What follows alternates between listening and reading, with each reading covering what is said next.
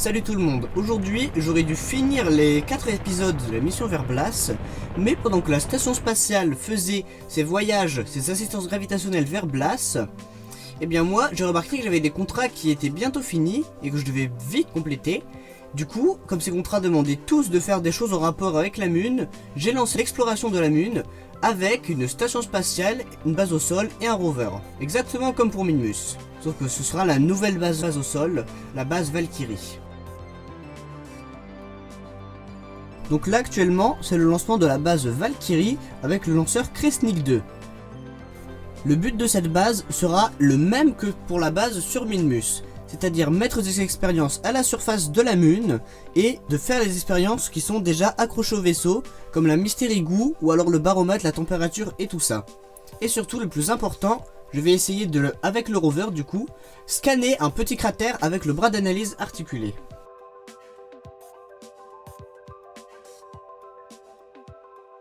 Au bon moment, transfert de Oman vers l'orbite de la Lune. Quelques jours plus tard, ça y est, on a rejoint le compagnon de Kerbin. Après s'être mis en orbite, il faut maintenant sélectionner le site d'atterrissage avec de préférence le plus de biomes possible aux alentours, et bien évidemment il faut que ce soit des biomes pas encore explorés, de préférence quoi. J'avais déjà choisi dans un épisode précédent l'emplacement de ma base, mais il n'y avait pas beaucoup de biomes alentours, du coup je préfère revoir un autre emplacement. Pour ça, rien de plus simple, il suffit d'aller sur le wiki KSP et regarder la carte des biomes de la Lune. Et après avoir un peu cherché, je tombe sur pile ce dont j'avais besoin. Parce qu'à cet endroit-là, nous avons 1, 2, 3, 4 biomes juste côte à côte, avec très peu de trajets à faire entre eux. Et pour l'atterrissage, pour la première fois de ma vie, j'ai choisi d'utiliser l'atterrisseur automatique MechJeb, qui contrôle votre vaisseau à votre place et qui peut par exemple se mettre en orbite ou se poser sur des planètes pour vous. Et là du coup je vais l'utiliser dans cet atterrissage sur la Lune pour voir ce qu'il vaut.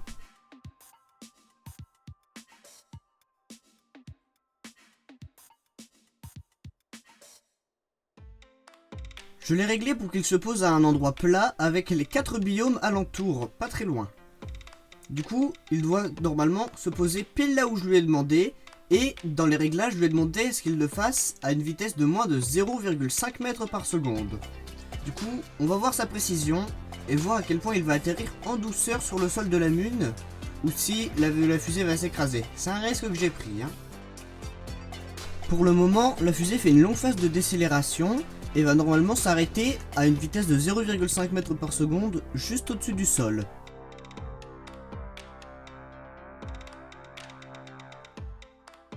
La vitesse est de 10 mètres par seconde et MechJeb vient de couper les moteurs. Il les rallume. Ouf! On heurte le sol à près de 15 mètres par seconde, mais la base a tenu. Après, on fait le largage du rover qui va partir pour son exploration.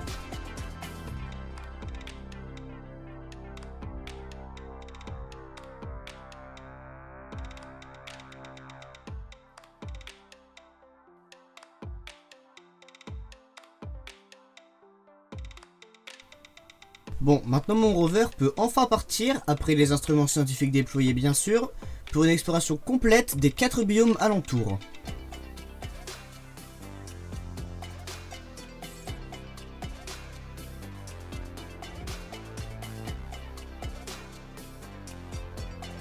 Du coup, à chaque nouveau biome, je récolte les données de tous les instruments scientifiques, puis je les réinitialise pour qu'ils soient prêts à refonctionner dans le prochain biome à explorer.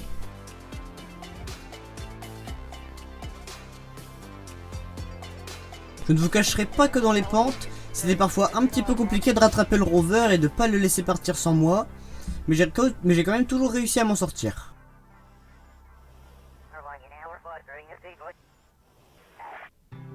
Ensuite, après beaucoup de recherches, j'ai fini par trouver un cratère que le bras d'analyse peut analyser.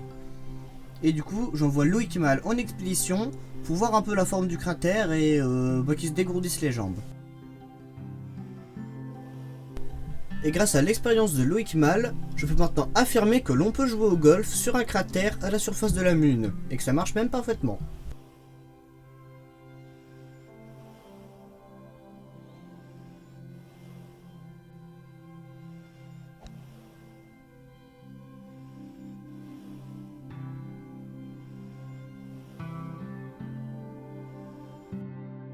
Et on peut passer à l'analyse du cratère. Je vous laisse avec les images.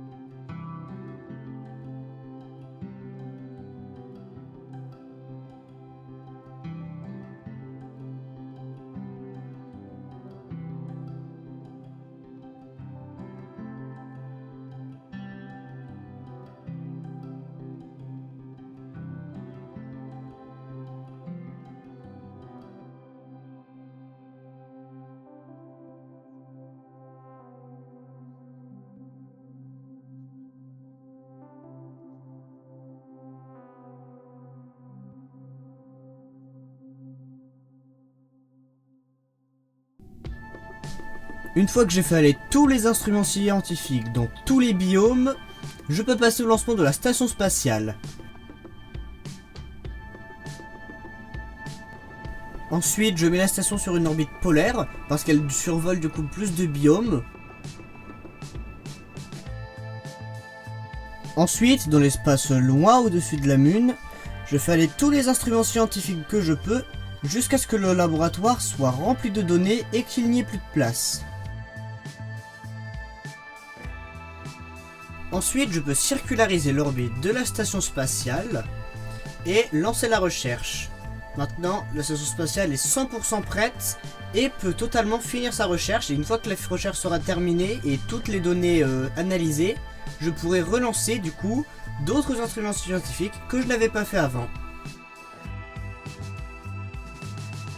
Voilà, c'est tout pour cet épisode, et pour ne pas manquer le prochain épisode, celui de la 4e et dernière partie de la mission Verblas, pensez bien à vous abonner, on est aux 3/4 du chemin pour atteindre les 100 abonnés.